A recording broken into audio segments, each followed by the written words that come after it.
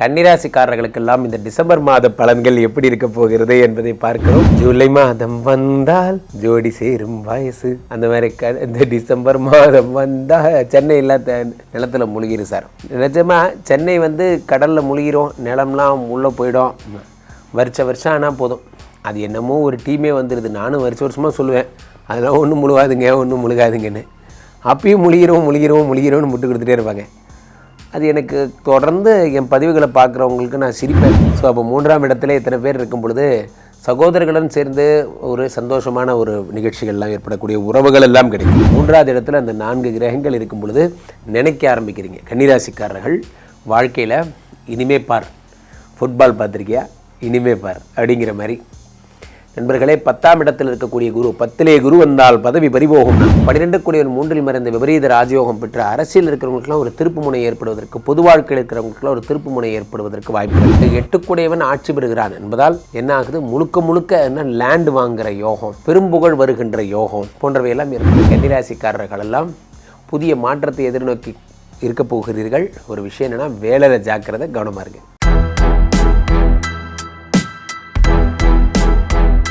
December மாத பலன்கள். December மாத பலன்களில் ரொம்ப சிறப்பு என்னென்னா, வருஷத்துடைய கடைசி மாத பலன். இதுக்கு மேலே மாத பலன் சொல்லணும்னா 2026க்கு தான் போகணும். இந்த வருடத்தினுடைய இறுதி மாதத்திலே கிட்டத்தட்ட 4 கிரகங்கள் தனுசு ராசிக்கு செல்லுகின்றது. அதாவது குருவினுடைய வீட்டிற்கு செல்லுகிறது. இதுதான் இந்த மாதத்தினுடைய மிகப்பெரிய ஹைலைட்டுங்க.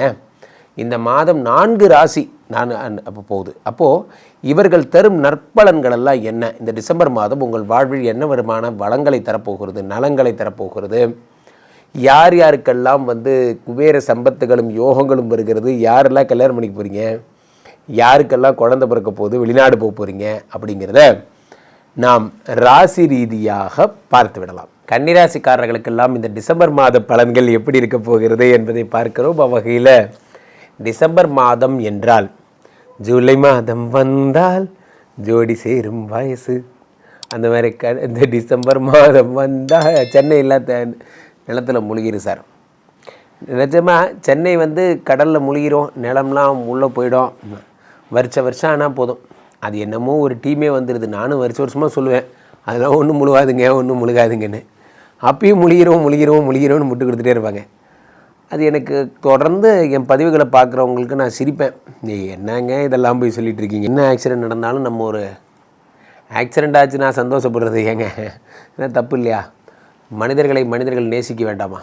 ஸோ 3ஆம் இடத்துல இத்தனை பேர் 4 கிரகங்கள் வரும்பொழுது என்ன ஆகுதுன்னா, அந்த 3ஆம் இடம் என்பது என்ன, முயற்சி. அந்த முயற்சியில் 4 கிரகங்கள் வருகிறது. சகோதர பாவத்தில் 4 கிரகங்கள் வருகிறது.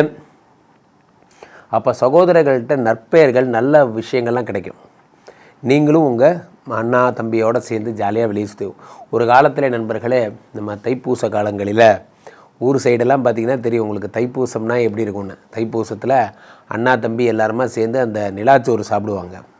அதெல்லாம் ஒரு மகிழ்ச்சியாக இருந்தது. இப்போல்லாம் அண்ணன் தம்பியாவது ஒன்றாது, அதெல்லாம் ஒன்றும் இல்லை.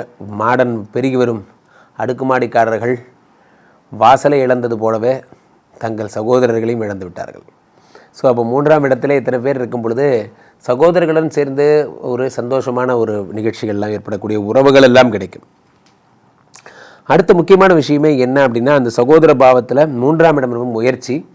ஒரு உலகத்தில் யாரை ஒன்றுமே பண்ண முடியாதுன்னு நினைக்கிறீங்க? சொல்லுங்கள் பார்ப்போம். நண்பர்களே, நான் ஒரு நாளில் 2-3 மணி நேரம் மட்டும்தான் உறங்குகிறேன். நான் இதை பெருமைக்காக சொல்லலை. உலகத்தில் யாரை ஒன்றுமே பண்ண முடியாது தெரியுமா?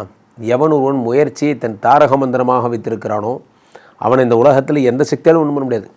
விவேகானந்தர் சொல்லுகிறார், ஒன்றை அடைய வேண்டும் என்று உறுதியோடு முயற்சி செய்பவனை உலகத்தின் எந்த சக்தியாலும் நிறுத்த முடியாதுங்கிறார். யாராலையும் ஒன்றும் பண்ண முடியாது. அவன் தான் முடிவு பண்ணிட்டானே, அவனை என்ன செய்வீங்க? அப்போ 3ஆம் இடத்துல இத்தனை பேருக்கு நம்ம முடிவு பண்ணலை, அதான் ப்ராப்ளம். பிரச்சனை என்ன சொல்லுங்கள்? இங்கேருந்து ராமேஸ்வரம் போகலாமே, ஏன் போல? மூடு இல்லை போல. இப்போயே நான் அடுத்த வாரம் கல்யாணம் பண்ணலாமே, ஏன் பண்ணல? மூடு இல்லை, பண்ணல. அவ்வளோதான். நம்ம நினச்சா நடந்துடும், ஆனால் நம்ம நினைக்க மாட்டேங்கிறோம். 3ஆவது இடத்துல அந்த 4 கிரகங்கள் இருக்கும் பொழுது நினைக்க ஆரம்பிக்கிறீங்க. கன்னிராசிக்காரர்கள் வாழ்க்கையில் இனிமே பார், ஃபுட்பால் பார்த்துருக்கியா, இனிமே பார் அப்படிங்கிற மாதிரி. நண்பர்களே, 10ஆம் இடத்தில் இருக்கக்கூடிய குரு, 10லே குரு வந்தால் பதவி பறிபோகும்னா, இந்த 10ஆம் இடத்து குரு பகவான் பதவியை பிடுங்குறார். பதவியை பிடுங்கி என்ன பண்ணுறார், கன்னிராசிக்காரர்களுக்கெல்லாம் வேலை போகிற நிலைமையை உண்டாக்குறார். நிறைய கன்னிராசிக்காரர்களுக்கு வேலை போயிருக்கும், அதெல்லாம் ஏற்படுத்துகிறார். ரொம்ப ஜாக்கிரதையாக இருக்க வேண்டிய ஒரு நேரம் என்றால் அது இதுதான். அந்த டிசம்பர் மாதத்தில் 21 தேதிக்கு அப்புறம் பேக் டு ஹோம். ஸோ இந்த ஜாக்கிரதையாக இருங்க. இயர் எண்டு டார்கெட்லாம் கரெக்டாக அச்சீவ் பண்ணுங்கள்.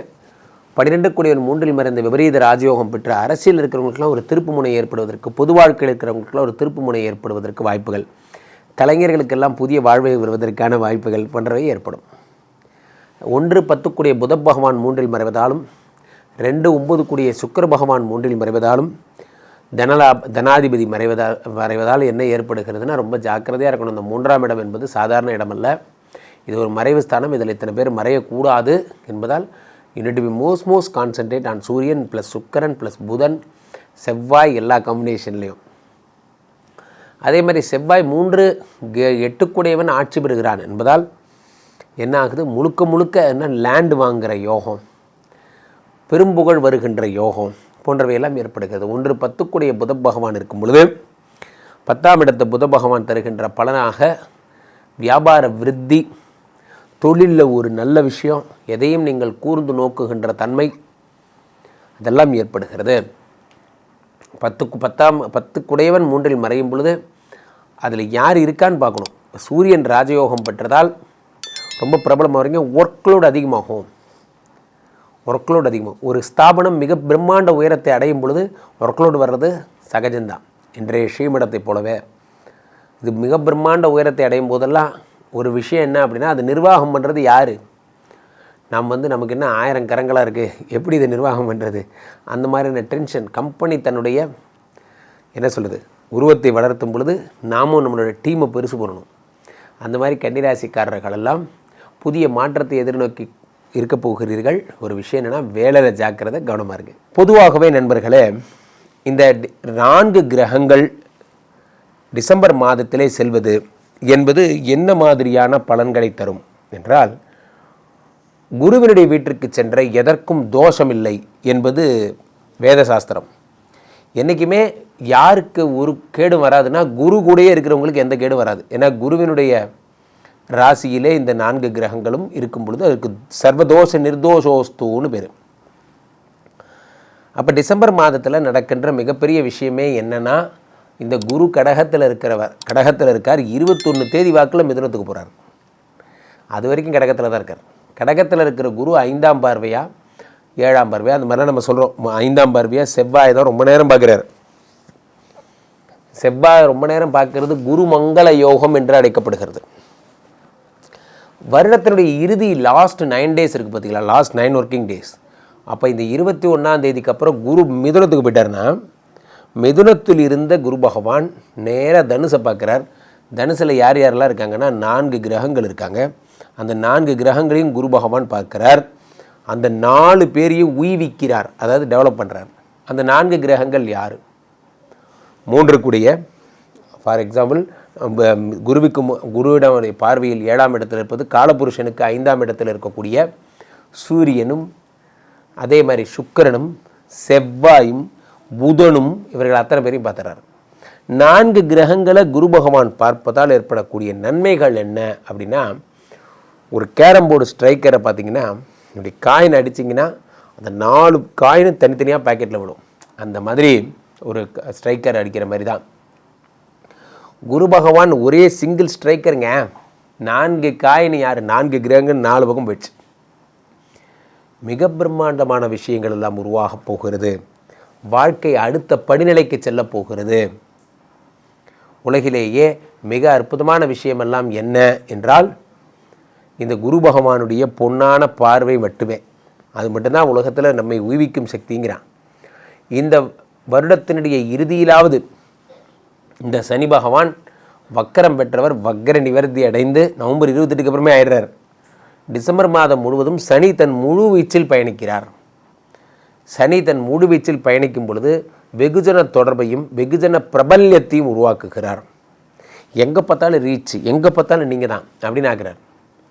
அப்போ சனி தரும் அற்புத பலன்களும் சேர்ந்து விடுகிறது. அப்படியே தள்ளி குரு பகவான் வீட்டில் இருக்க தனுசில் இருக்கக்கூடிய செவ்வாய் நகர்ந்து நகர்ந்து மகரத்தில் உச்சமாக போகிறார் ஜனவரி மாதம் பிறக்கும் போதெல்லாம். அப்போ இந்த புத்தாண்டுக்குள்ளே எத்தனை நல்ல விஷயங்கள். சுக்கிர பகவான் நீச்சம் பெற்று இருந்தார், அவர் விருச்சிகத்துக்கு வந்து தனுசுக்கு வந்துட்டே இருப்போம். ஆகையினாலே இந்த டிசம்பர் மாத பலன்கள் பல பேருடைய வாழ்க்கையை மாற்றத்தகுந்ததாக இருக்கிறது. டிசம்பர் மாதம் பல பேருடைய வாழ்வு மங்களங்களும் மகிழ்ச்சியும் வரப்போகிறது. கீழே போயிட்டு இந்த 2 நம்பரை கூப்பிடுங்க, உங்களுடைய சொந்த ஜாதகத்தை பார்த்து கொள்ளுங்கள். உலக புகழ் வாய்ந்த நமது விஸ்வரூப விஷ்ணுமாயா எழுந்தரில் இருக்கக்கூடிய புனிதமான இந்த ஸ்ரீமடத்திலே தினசரி நடக்கின்ற விஷ்ணுமாயா ஹோமங்களில் கலந்து கொள்ளுங்கள். மீண்டும் ஒரு நல்ல பதிவில் சந்திப்போம். நன்றி, வணக்கம்.